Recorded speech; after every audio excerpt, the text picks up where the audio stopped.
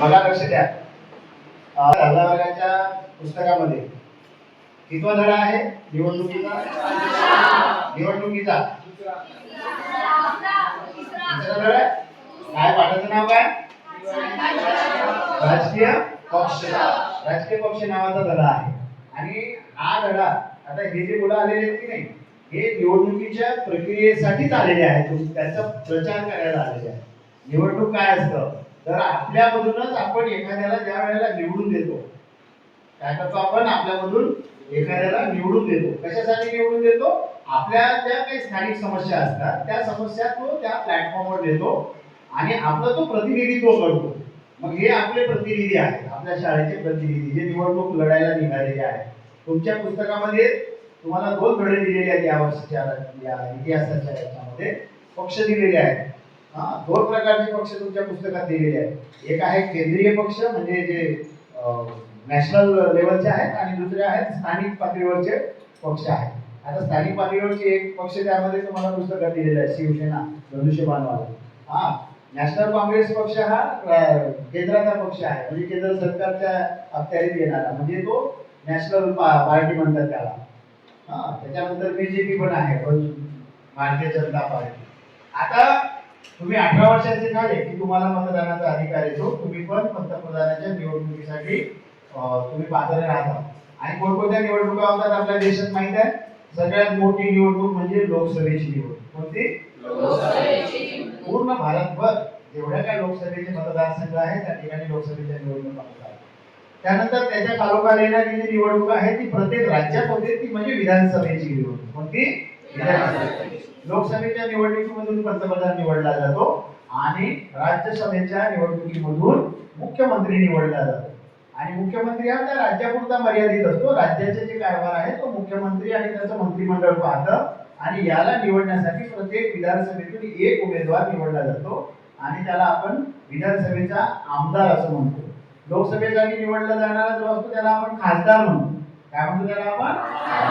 आपल्या नागपूर लोकसभेचे मतदारसंघाचे जे खासदार आहेत ते कोण आहेत? नितीनजी गडकरी. कोण आहेत? नितीनजी गडकरी. आणि आपल्या नागपूरमध्ये ज्या विधानसभा आहेत त्या वेगवेगळ्या विधानसभा आहेत. आपली पश्चिम नागपूरची विधानसभा वेगळी आहे, पूर्व नागपूर, उत्तर नागपूर, दक्षिण नागपूर, मध्य नागपूर, अशा या वेगवेगळ्या विधानसभा असतात तालुका स्तरावरच्या.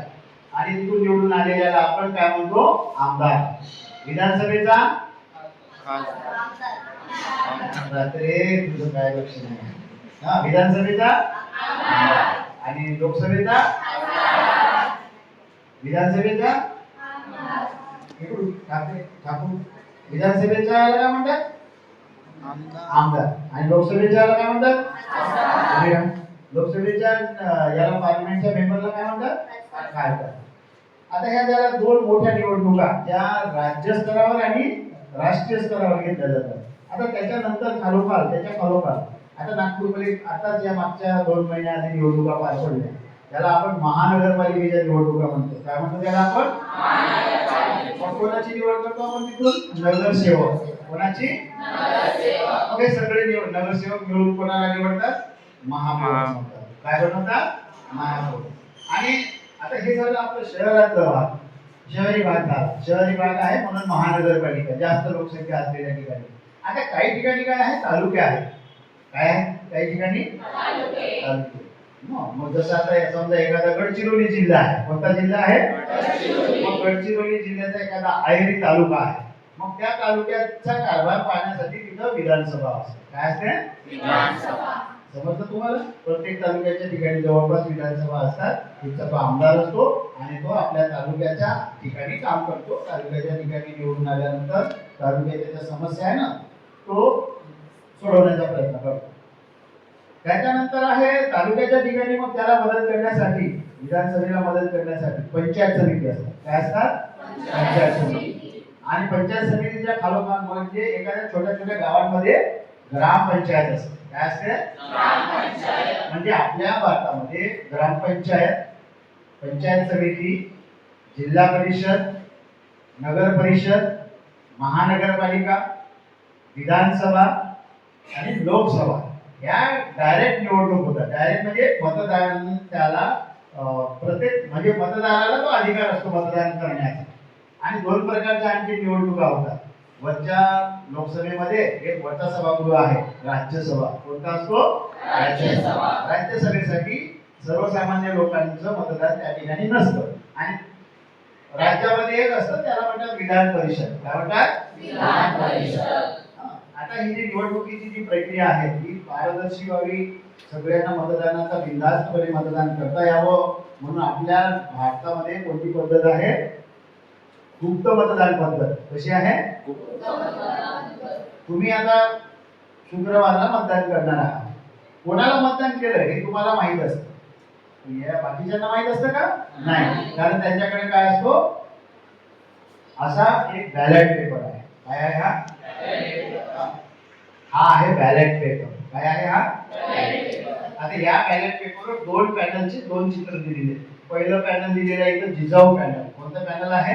जिजाऊ पॅनल. आणि या जिजाऊ पॅनलच्या समोर दिलेला आहे ढाल तलवार. काय दिलेलं आहे? ढाल तलवार. आणि दुसरं दिलेलं आहे सावित्रीबाई फुले पॅनल. पुस्तक. कोणतं पॅनल आहे तो? पुस्तक हे चिन्ह आहे त्यांचं निवडणुकीचं चिन्ह. प्रत्येकाला चिन्ह मिळत असतं. जसं काँग्रेसला पंजा आहे, राष्ट्रवादी काँग्रेसचा घड्याळ आहे, आपल्या भारतीय जनता पार्टीचा कमळ आहे, समाजवादी पार्टीची सायकल आहे. हे वेगवेगळे राजकीय पक्ष आहेत. पण आपल्या इथे राजकीय पक्ष आहेत का? आपल्या इथे आपले पक्ष आहेत, लोकल पक्ष, शाळेतले पक्ष. कोणते पक्ष? जिजाऊ पॅनल आणि दुसरा सावित्रीबाई फुले पक्ष. आता हे दोन पक्ष यांनी स्थापन केले आणि हे त्यांचे मेंबर आहेत. हे एकूण 12 मेंबर आहेत. किती आहेत हे? तुम्ही एक मतदान केलं याचा अर्थ असा झाला तुम्ही या 12 लोकांना मतदान केलं. किती लोकांना निवडून दिलाय? आता या बॅलेट पेपरवर आपल्या देशात आधी बॅलेट पेपरवरच निवडणुका व्हायच्या. या बॅलेट पेपरवर असं इथे एक फुली मारायची आणि उमेदवार निवडायची, अशी पद्धत होती. तुम्ही काय बसा. आता मात्र काय झालं? डिजिटल हे झालेले आहे. इलेक्ट्रॉनिक वोटिंग मशीन आलेली आहे. काय आलेली आहे? ईव्हीएम आलेला आहे. म्हणजे त्या ईव्हीएम वर काय असतं? एक ईव्हीएमचं एक बॅलेट युनिट असतं आणि एक दुसरा कंट्रोल युनिट असतो आणि एक व्हीव्हीपॅट असतो. मग तुम्हाला काय करायचं? फक्त तिथं जाऊन फुली मारायची नाही आहे. तिथं जाऊन तुम्हाला त्या उमेदवाराच्या समोरची जी बटन आहे ना त्या बटनला क्लिक करायचं आहे. फक्त बटन दाबायचं. आता आपल्या शाळेत आपण ती पद्धत आणलेली नाही आहे. पुढच्या वर्षी बघू आपण पुढच्या वर्षी ईव्हीएम वर इलेक्शन घेऊ. आपल्या शाळेत ईव्हीएम वर कशावर घेऊ? ईव्हीएम म्हणजे काय? ईव्हीएम म्हणजे इलेक्ट्रॉनिक वोटिंग मशीन. या मशीनच्या द्वारे आपण इलेक्शन पुढच्या वर्षी घेणार आहोत. आता या वर्षी आपण बॅलेट पेपरवर घेऊ. मग हा बॅलेट पेपर आहे. या दोन पॅनल मधून जे तुम्हाला आवडतं, एक पॅनल आधी येऊन प्रचार करून गेला, तुम्हाला माहित आहे ना कोणता पॅनल होता? आता कोणता पॅनल आलाय? याचं कोणतं चिन्ह आहे? त्याचं कोणतं चिन्ह होतं? या दोन चिन्हामधून तुम्हाला एकच चिन्ह समोर फुली मारायची आहे. एकच फुली मारायची आहे. जर समजा तुम्ही दोन फुल्या मारल्या दोन्ही आला तर तुमचं मत काय होतो? गहाळ होतो. आणि तुम्ही इकडे बॉक्सच्या बाहेर जरी फुली मारली तरी तुमचं मत गहाळ होणार. म्हणजे मत गहाळ होऊ नये, कारण मत हे काय असतं? अमूल्य असतं. काय असतं? अमूल्य. आता तुम्ही मतदान केलं. मतदान केल्यानंतर असा कागद तुम्हाला मतदानाच्या दिवशी मिळेल तुमच्या रोल नंबर वाईज. म्हणजे जसं आता मी म्हटलं ना मतदार याद्या तयार करणे. मतदार याद्या तुमच्या तयार झालेल्या आहेत. तुम्ही कागदावर आहे, तुमची यादी आमच्याकडे आहे. रोल नंबर वाईज तुम्हाला एकेकाला बोलवलं जाईल आणि असा एक बॅलेट पेपर आम्ही देऊ.